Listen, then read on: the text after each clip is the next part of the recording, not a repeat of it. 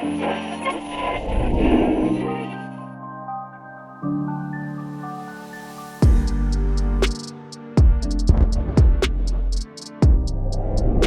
here with Much Props, going to give you another how-to video. Today is once again a build from Fallout and once again a sponsored video. Thanks to cos-tools for sponsoring this video. I'm going to put their tools to use throughout the video and tell you kind of what they do and how they can make your stuff even better. And we're also going to be using What the Foam from Cosplay Apprentice. Got some of that merch. I using this particular foam because it is super sturdy, and with the build I want to make, which is a radio that you can tell from the thumbnail from Fallout 4, it needs to be something fairly sturdy. Now you could make this out of cardboard or styrene, but What the Foam is perfect for this build because not only is it EVA foam, but it also makes it so that I can sand it and curve it and cut it and all those other awesome things. So today we are going to build a radio from Fallout 4 using cos-tools.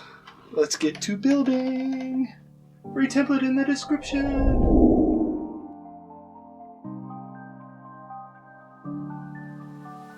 I laid down foam board to protect the blade on my straight cutter from cos-tools. It has blade storage on the back as well as a depth gauge to dial in the foam thickness and a magnet holder to help change out the blades. This tool has a little slit on the side that slots down into the channel rail and allows you to make nice 90-degree straight down cuts. So mark out the lines from the template and use the channel rail to line it up and make nice even passes. The cover page of my template explains the markings, so make sure to read it if you decide to make this build.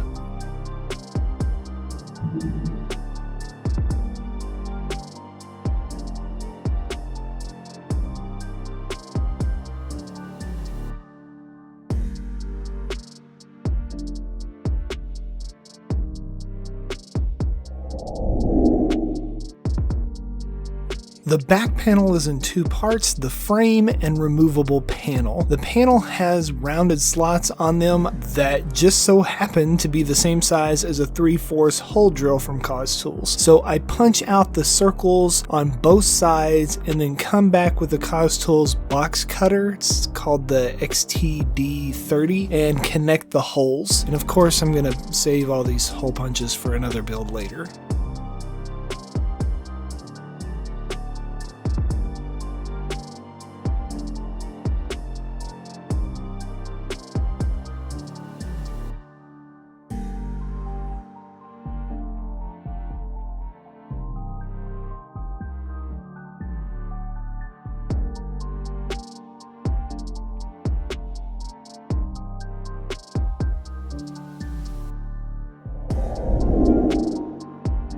The main body assembly is pretty simple. I put down contact cement on the edges of the side pieces and the face close to the edge on the top and bottom pieces. Then using the surface of my table to keep the parts flush, I pushed them together. So I drew up the template by looking at the item within the game, trying to get as close to accurate as I could. To get the scale, I actually placed a coffee cup in the game next to the radio and then measured a coffee cup that I had in the real world to try and match the scale properly.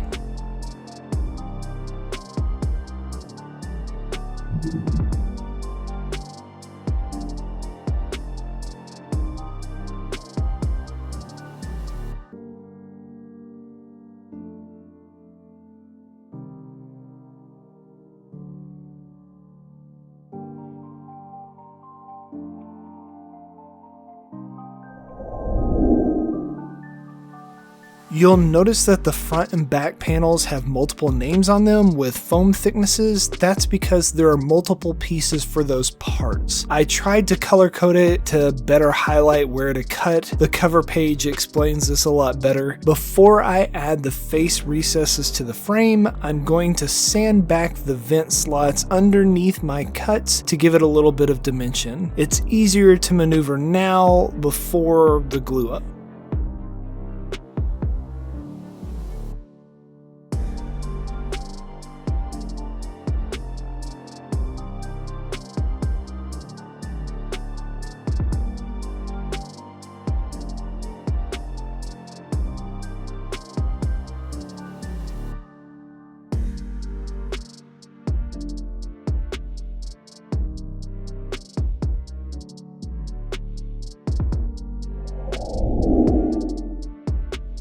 The front consists of 3 main pieces and then some extra parts for like the station screen. Just like before, I put down a layer of contact cement. Barge is my brand of choice. Then I connect the frame to the face panel, glue a strip of the same 6mm what the foam for the dial recess at the bottom, and then glue the assembly onto the main body.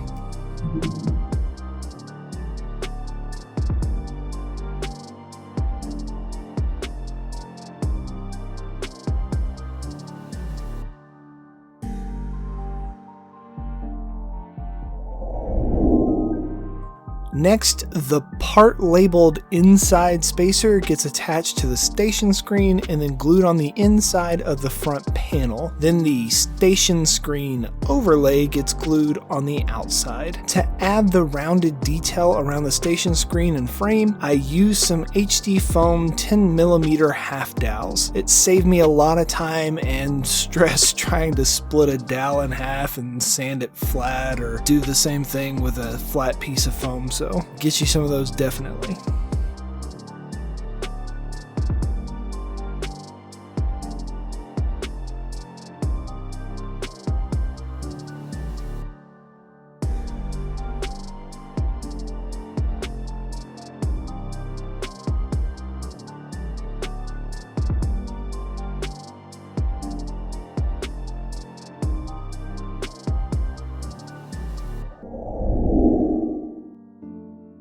I need to make a lip on the inside of the frame on the back so that the removable panel has something to sit on. I cut some 1-inch strips of what the foam and tack them on the underside of the frame. Then attach the back frame to the main body. What the foam is color coded, so all the things, most of what you see in this build are the gray, which is 6mm foam, the black what the foam is 4mm, and the red is 2mm.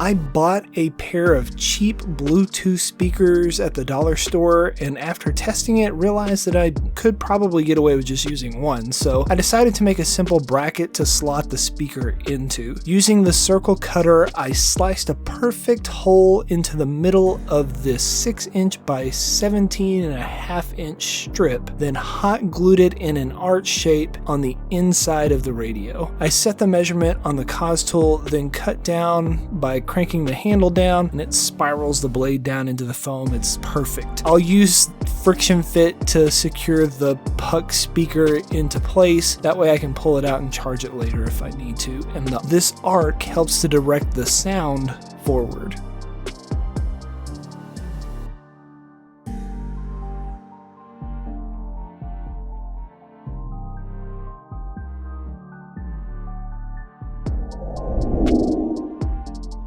To keep the back panel on securely, I got some small neodymium magnets to hold it on. I drilled holes in the corners and the middle of both the lip and the back side of the removable panel, scratched up the surface of the magnet with some sandpaper, and then glued it into place. Just pay attention to the positive and negative sides of the magnet when gluing them in.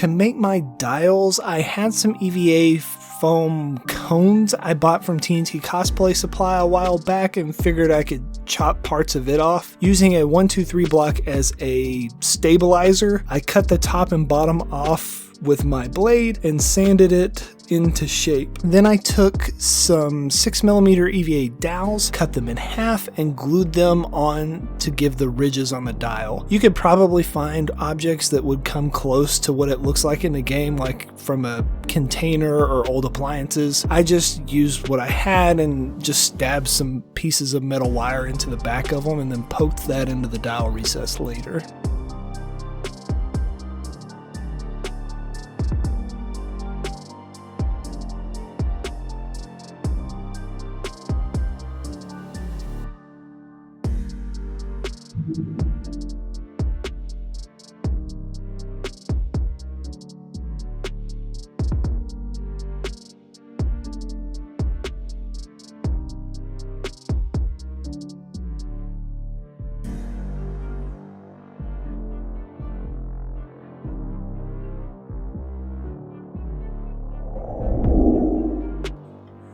To make the flathead screws that are on the removable panel on the back, I rounded over a 15mm EVA dowel and then cut off a small piece of it. Then I super glued that onto the corner and burnt a flat channel in with a wood burner. Then I heat sealed the whole build with a heat gun.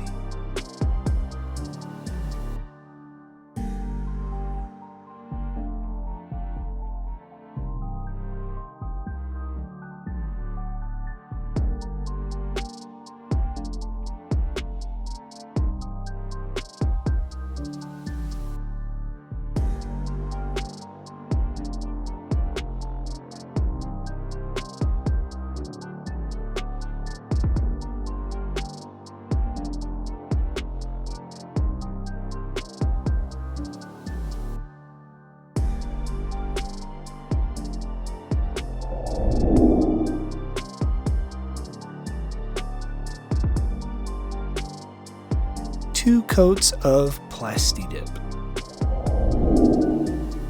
I used some Platifex acrylic paint to put down a base color of brown over the wood areas. Once it dried, I then went over it again, lightly dragging a brighter shade of brown in one direction to kind of simulate a little bit of wood grain.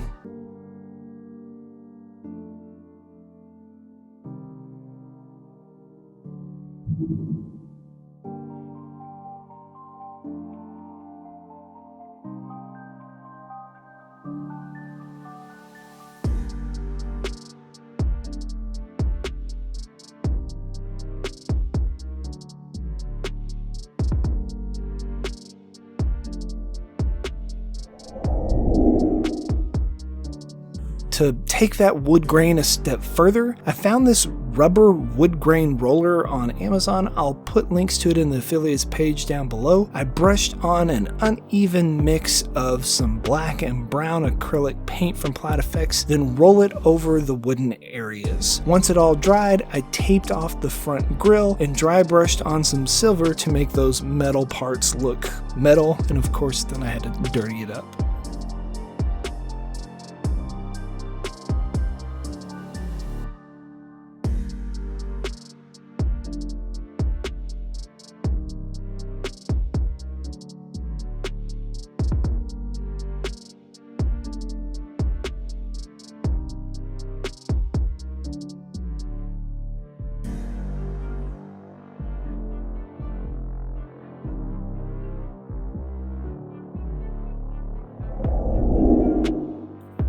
Though hard to see with the item placed in-game, there are little stair-step feet on the bottom of the radio. I used my cos-tools circle cutter and punched out 4 of both sizes, super glued them together, sanded back some of the paint, and then super glued those to the main body.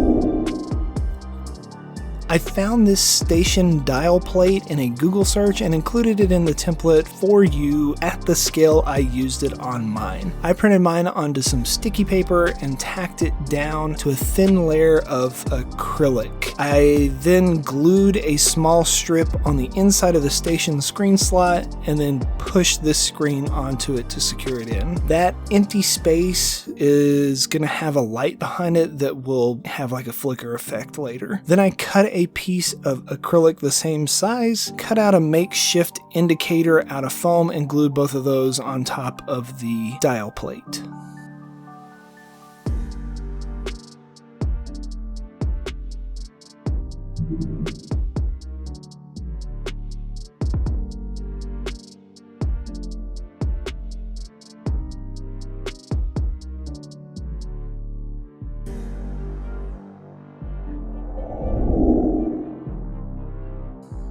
Found these little LED lights when I was making the New Vegas sign a while back, and I bought a bunch of them. I cut all of the bulbs off of it but one, and then taped the exposed wires back up to keep it secure. I then glued some elastic down with this foam, and then pushed it on the inside so that I could change out the batteries later when I needed to.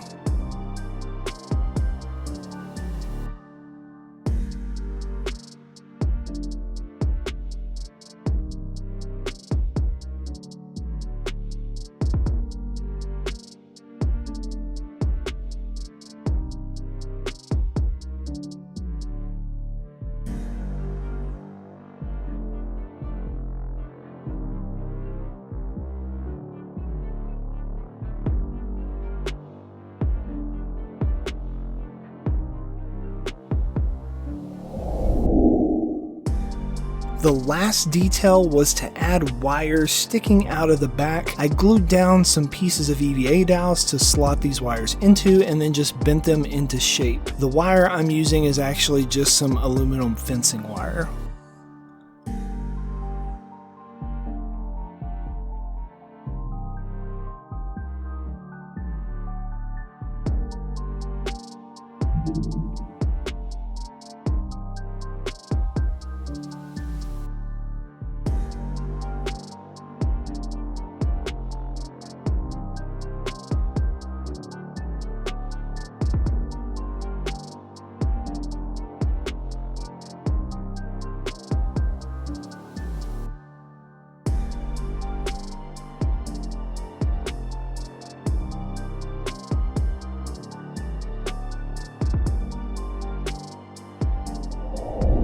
And we are finished. Here is the end result.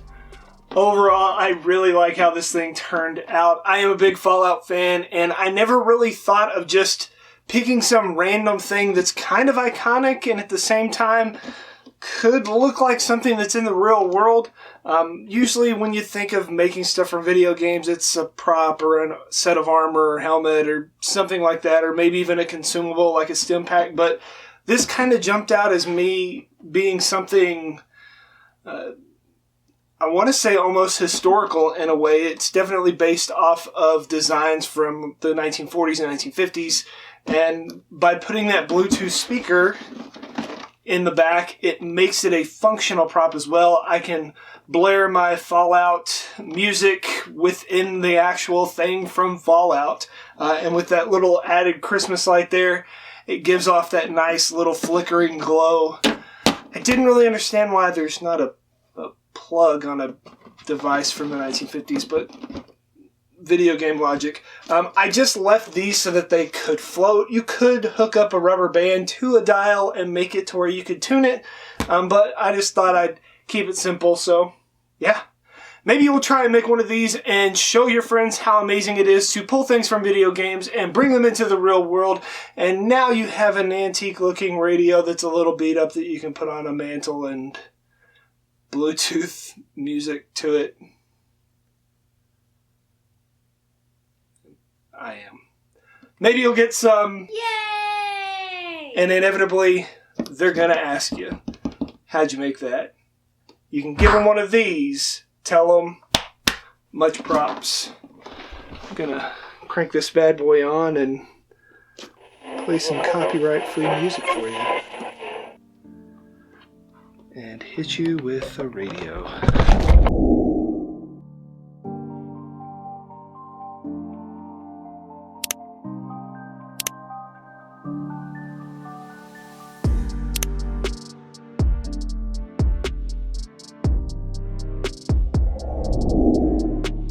Thanks to the continued support of my patrons on Patreon. Links in the description below. Check it out and consider joining these awesome people to help me continue to make content here on YouTube.